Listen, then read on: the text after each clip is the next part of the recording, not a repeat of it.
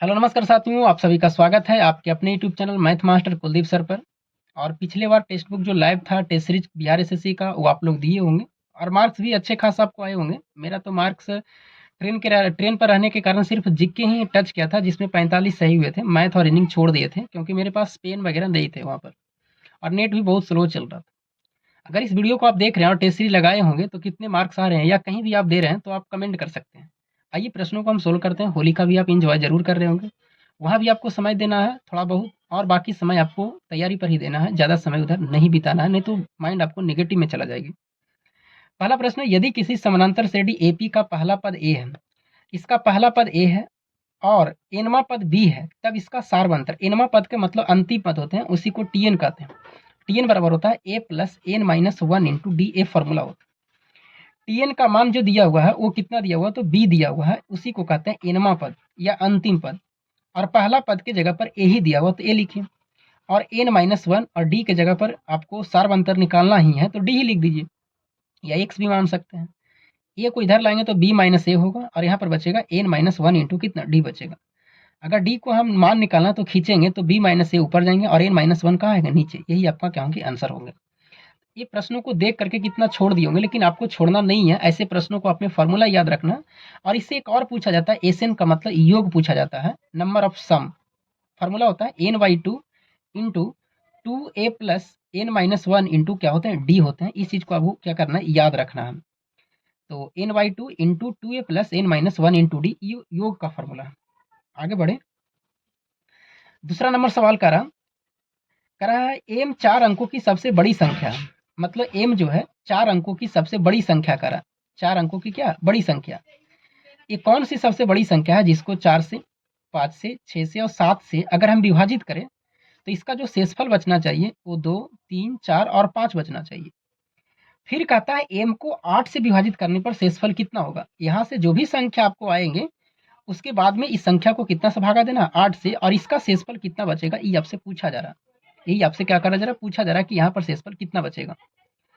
सबसे पहले क्या करेंगे, बहुत ही अच्छे प्रश्न ही, एम 4 अंकों की बड़ी संख्या निकालना जो 4, 5, 6, 7 से भागा देना है। तो सबसे पहले आपको एलसीएम निकालिए। वो संख्या जो एलसीएम आएंगे वो 4 से भी कटेगा, 5 से भी कटेगा, 6 से भी कटेगा और 7 से भी कटेगा। एलसीएम निकालेंगे तो सबसे बड़ी संख्या इसमें 7 है, लेकिन 7 को आप नहीं तोड़ सकते हैं तो 6 को तोड़ दिए, 2 तिया कितना 6। फिर 5 लाना है तो 5 से गुना करना पड़ेगा। 4 लाना है तो 4 लाने के लिए 2 से गुना करिए, 2 दूना 4, क्योंकि 2 पहले से था। फिर 7 नहीं है तो 7 से गुना कर दीजिए। अब इसी को गुना करिए तो 5 दूना 10 या 30 दूना 60, सत्ते कितना हो जाएगा, 420 हो जाएगा। मतलब 420 जो है उस संख्या से जिसमें भी भागा देंगे वो संख्या अगर पूरी पूरी कट जाएंगे तो संख्या 4 से भी कटेगा, 5 से भी, 6 से भी, 7 से। लेकिन आपको कहा जा रहा है कि शेषफल 2, 3, 4, 5 रहना चाहिए। तो सबसे पहले 4 अंकों की बड़ी संख्या कितना होंगे, 9999। इसमें आप पहले 420 से डिवाइड करिए। तो 420 से डिवाइड करेंगे वो एम एक संख्या आएगा जो इस चारों से कट जाएंगे। फिर आपको शेषफल भी बचाना है, 2, 3, 4, 5 शेषफल भी रखना। सबसे पहले इसको डिवाइड करिए तो कितना बार में लगेगा, 2 बार में। 840 होगा, 9 बचेगा, यहाँ 5 बचेगा, ये 1 बचेगा। फिर यहाँ पर 9 उतरेगा, फिर कितना बार में, 3 बार में।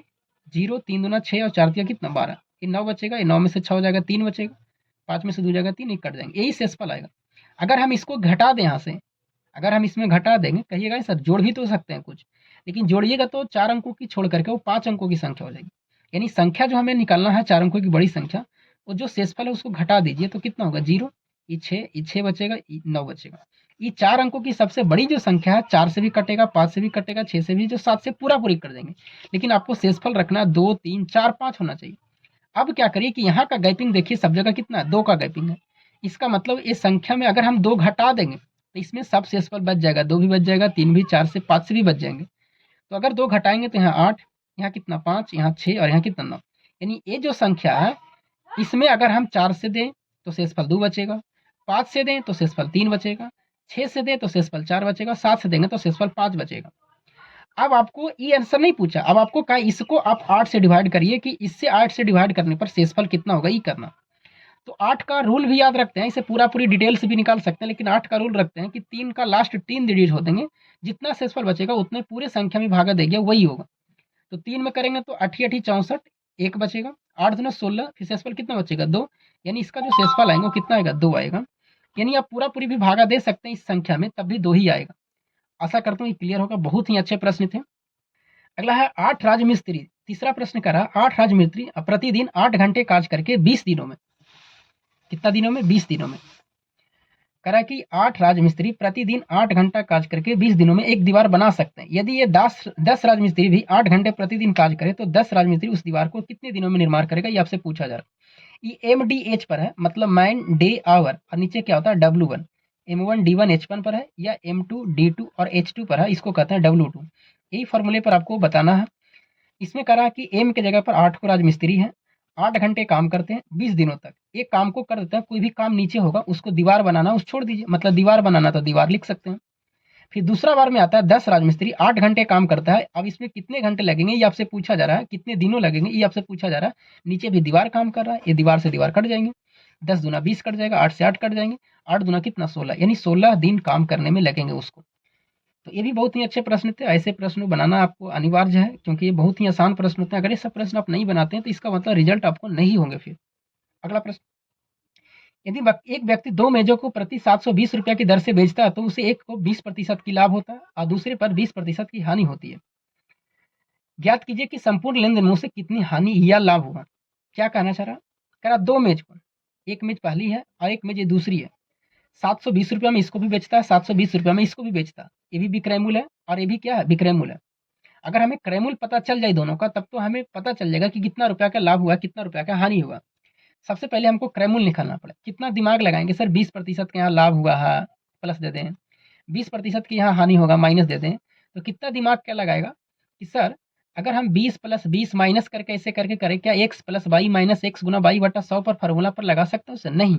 वो अगर क्रय मूल्य दोनों रहता ना, खरीदता, तब वो लगा सकते थे, लेकिन यहाँ विक्रय मूल्य लिखा हुआ। हम लोग क्या करेंगे कि 720 का तुलना करेंगे कि 720 रुपये में बेचता है, क्रय मूल्य 100 मानेंगे तो कितना होगा? विक्रय मूल्य 120 होगा। विक्रय मूल्य का तुलना विक्रय मूल्य से, क्रय मूल्य निकालना 100 से।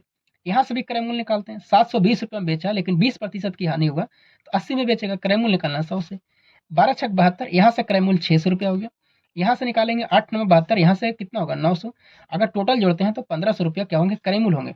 अगर विक्रय मूल्य की बात किया जाए, टोटल 720 और 720 जोड़ेंगे तो 1440 होगा। अब हमें 1500 रुपया में खरीदे हैं, 1440 रुपया में बेच रहे हैं, तो हमें हानि हो रहा है कितना रुपया का? डायरेक्ट बता सकते हैं 60 रुपया की हमें हानि हो रही है, जो ऑप्शन नंबर का 3 में है। आगे बढ़े, क्योंकि हानि बराबर होता है क्रय मूल्य माइनस विक्रय मूल्य। अगला ही बहुत अच्छे प्रश्न है, वो भी कितने स्टूडेंट छोड़ देते होंगे कि ऐसे प्रश्नों को क्या होगा नहीं होगा। ऐसा नहीं करना। 6m - 5n, और इसको बटा में लिख सकते हैं आप 4m + 3n, क्योंकि रेशियो को आप बटा में लिख सकते हैं। 11 बटा कितना? 10 लिख सकते हैं। जैसे मान लीजिए A/B रहता, तो आप इसको A/B लिख सकते हैं, कोई दिक्कत नहीं है। जब A/B रहेगा तो A/B लिख सकते हैं। तिरछा तिरछी इसको गुना करिए, 10 छके 60 m होंगे, 10 पचे 50 n होंगे। सर ये तिरछा तिरछी गुना क्यों किए आप? तो ऑप्शन से आपको पता चल रहा है कि गुना करना ही पड़ेंगे। 11 चौके 44 m और 11 तिया कितना? 33 m। इसको इधर लाएंगे तो कितना बचेगा? 60 में से अगर 44 घटाएंगे तो कितना बचेगा? 16 बचेगा, 16 m। इधर अगर उसको ले जाएंगे तो जुट जाएगा, तो 50 और 33 जोड़ेंगे तो 83 n हो जाएंगे। अगर यहाँ से हम निकाले m का मान, क्योंकि ऑप्शन में n दिया हुआ तो आपसे m का मान पूछा जा रहा, तो 83 बटा कितना हो जाएगा? 83 बटा 16, और यहाँ कितना होंगे? n होंगे, जो कि ऑप्शन नंबर कहाँ है? 4 में दिया हुआ। यही आपका क्या होंगे? आंसर होंगे। आगे बढ़े, आगे भी बहुत ही अच्छा। आगे कह रहा है घनाव की लंबाई, चौड़ाई और ऊंचाई 4:3:2 के अनुपात में है। 4, 3 और 2 के अनुपात में ये लंबाई है, ये चौड़ाई है, ये ऊंचाई है, ये घनाव है। इसका आयतन 1536 दिया हुआ। देखिएगा, जब इसका आयतन 1536 है तो हम लोग भी आयतन का तुलना आयतन से करेंगे, तो लंबाई चौड़ाई ऊंचाई होता है, मतलब 4 तिया 12 दूना 24 से इसको भागा देना पड़ेगा। आयतन का तुलना आयतन से करेंगे। घनाव का कुल पृष्ठ क्षेत्रफल पूछा, तो घनाव का जो कुल पृष्ठ क्षेत्रफल होते हैं, कुल क्षेत्रफल, तो 2 × LB + BH + क्या होते हैं? LH होते हैं। यानी लंबाई चौड़ाई सब निकालना पड़ेगा, तब बता सकते हैं। तो आयतन का तुलना आयतन से करेंगे।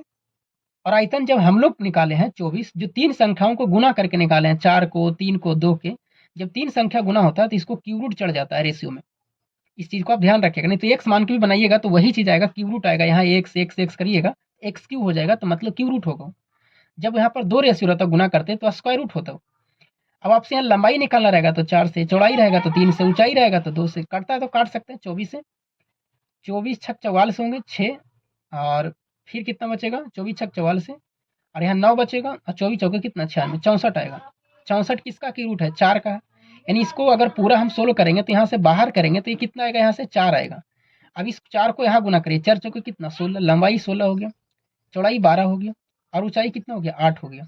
अब यहाँ निकालिए, 2 का 2 लिखेंगे, लंबाई गुना चौड़ाई निकालना है तो डायरेक्ट गुना करिए, 16 दूना कितना 32, चौड़ाई गुना ऊंचाई करना है तो 12 कितना होंगे 96, और लंबाई गुना ऊंचाई करना है तो 16 और गुने कितना होंगे 8 कितना होंगे 128।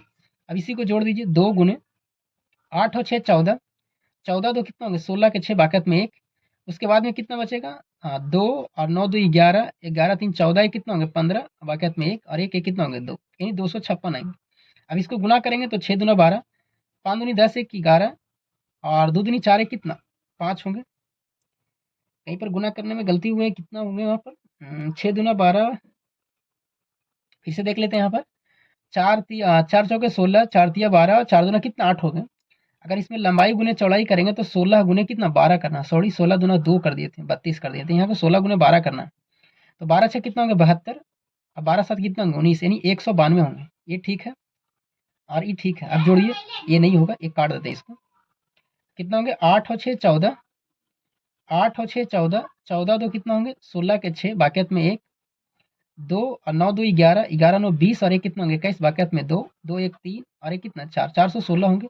अब इसमें आप कितना से गुना करिए 2 से, 6 दूना 12, 2 1 3 और 4 दूना कितना 8, यानी 832 आएंगे, जो ऑप्शन नंबर का है 4 में। तो गुना करने में कभी कभी मिस्टेक हो जाते हैं तो उस चीज़ को देखना पड़ता है कि कहाँ पर मिस्टेक हुए।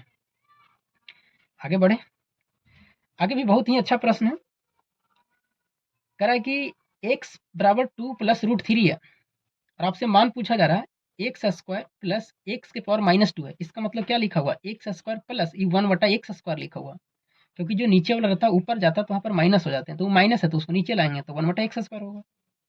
अब यहाँ पर एक्स स्क्वायर आपको प्लस 1/x स्क्वायर निकालना है, तो हमें चाहिए कौन सा मान, x प्लस 1/x का मान चाहिए, तब हमें बन जाता। क्योंकि जब x प्लस 1/x का मान अगर कुछ यहाँ पर रहता, मान लेते a, मान लेते हैं कि a रहता, तो इसका फॉर्मूला डायरेक्ट होता है x square plus 1/x square बराबर a स्क्वायर माइनस 2a होता है।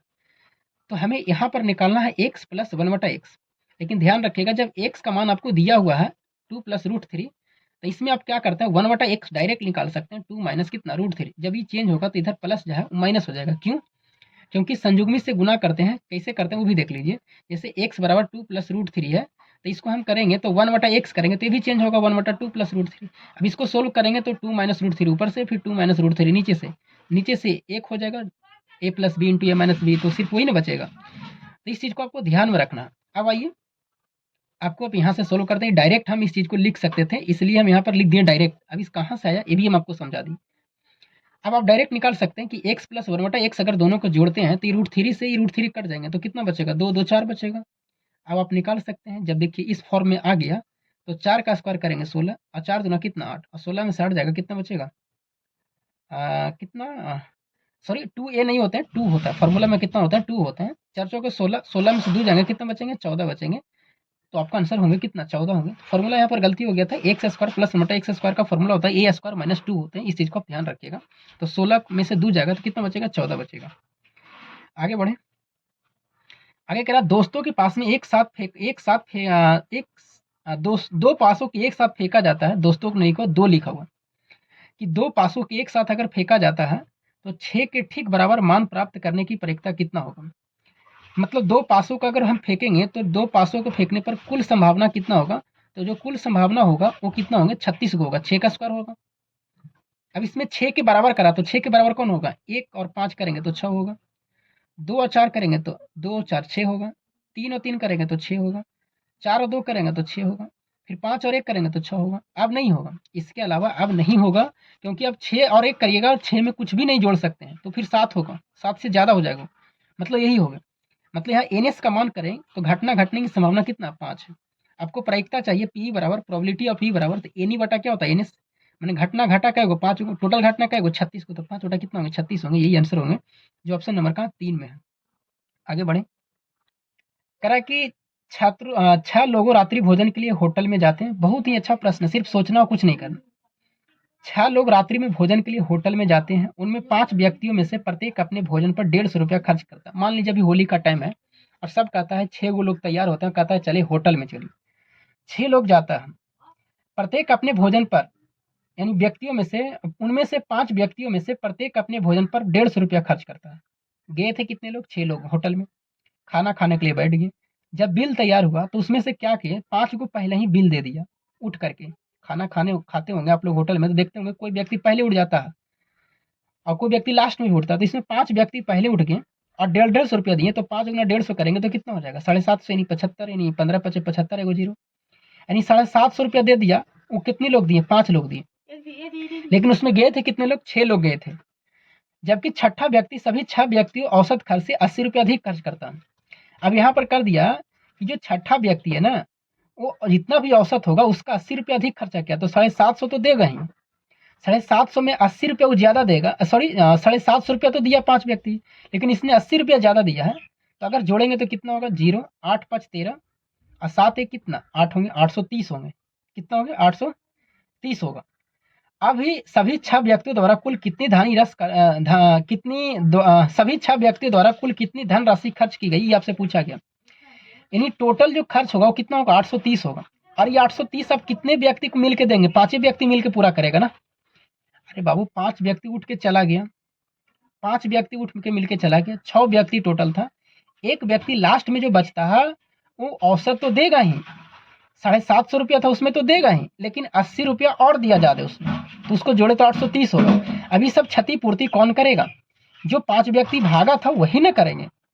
जो लास्ट वाला व्यक्ति, छठा व्यक्ति तो दे दिया पैसा कि चलो हम पूर्ति कर देते, लेकिन जब बाहर जाएगा फिर से एकजुट होगा, खाने के बाद में लास्ट में जब रोड पर जाएगा सब मिल करके, तो वहां पर सब व्यक्ति तैयार होगा और कहेगा कि हमने पैसा अकेले दे दिया। वहां लास्ट जो छठा व्यक्ति, अब तुम लोग जो पैसा हुआ उसमें से आप लोग अब 5 मिल करके बांटिए। तो 5 व्यक्ति दोनों मिल के बांटेगा, यही औसत होगा, पहले का होगा। 5 एकम कितना होंगे, 5 5 छक कितना होंगे, 30, और फिर 5 छक कितना, 30। ये औसत कहाँ का हो गया, पहले का, जब 6 व्यक्ति थे। अब इसमें आपको टोटल निकालना, 6 से गुना करिए, 6 छक 36, 6 छक 36 और 3 कितना 39, और 6 3 कितना 9, यानी 996 रुपया क्या होंगे टोटल खर्च होंगे, जो पहले 6 व्यक्ति गए थे होटल में। करता हूँ टोटल चीज़ आपको समझ में आई होगी, और अगर ये चीज़ें अच्छे लगी है आपको तो वीडियो को लाइक शेयर सब्सक्राइब जरूर करिएगा, क्योंकि मेहनत लगती है। किसी भी तरह से हम सोचे कि नहीं, डाल देते हैं। और जो भी आपको बताए हैं वो एक्सेप्ट करिएगा, क्योंकि मेरे पास में बोर्ड नहीं है, और जिस भी तरह से लोड किए हैं तो कहीं ना कहीं कुछ भी मोबाइल पर रख करके उसके बाद में नीचे कॉपी रख करके शूट किए इस वीडियो को। तो आप लोग कहीं से भी देख रहे होंगे तो इसको लाइक कर दीजिएगा। और मेरे पास में बोर्ड अभी नहीं है, फिर जाऊंगा तो हाँ मैं बोर्ड पर ही बताऊंगा। अभी जो भी मेरे पास में सुविधा है, वीडियो को रेगुलर रखना चाहते हैं कि ताकि वीडियो ना छूटे, इसलिए मैं ऐसा होना पड़ता है, क्योंकि आपको यूट्यूब पर आइएगा तो आपको पता चलेगा कि कितना मेहनत करना पड़ता है। अगर अच्छा लगा, बाकी सभी को जितने भी सारे मेरे से जुड़े हुए अगर इस वीडियो को देख रहे हैं तो हैप्पी होली, एंजॉय करिए, घर में खुश रखिए, माँ बाप के साथ में टाइम बिताइए, जो भी है बतियाइए, उनसे बात करिए कुछ, फिर उसके बाद में अपने लगन से ही पढ़ाई करिए, ज़्यादा टाइम आपको नहीं बिताना। तब तक के लिए जय हिंद।